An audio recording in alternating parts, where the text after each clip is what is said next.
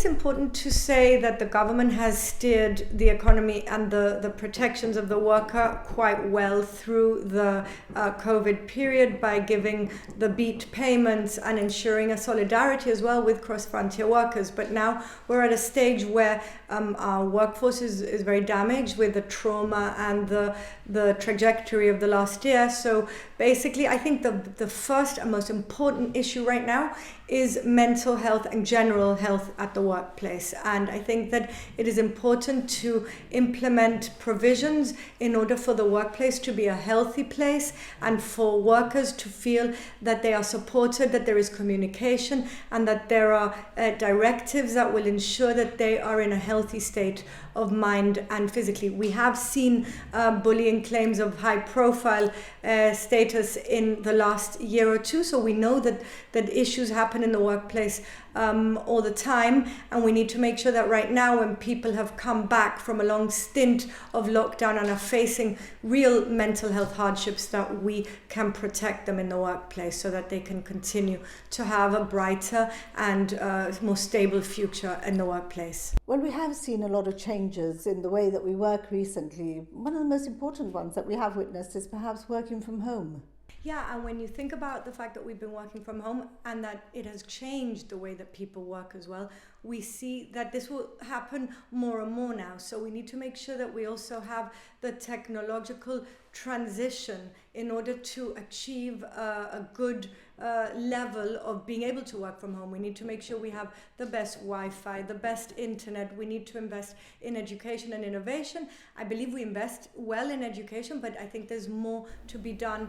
Power cuts and these technological failures in our community don't help, and we need to make sure that we get those types of flaws, if you like, together in order to progress in a robust manner for the community. Well, one issue that's been alive over the past few years is that of zero-hour contracts. Yes, of course, and this is something well known as the gig economy as well, that international efforts we've seen have been made to curb the destructive effects of zero-hour contracts. And for example, in the UK now there is statutory mandatory pay for sick leave and for holiday pay despite people being on zero-hour contracts.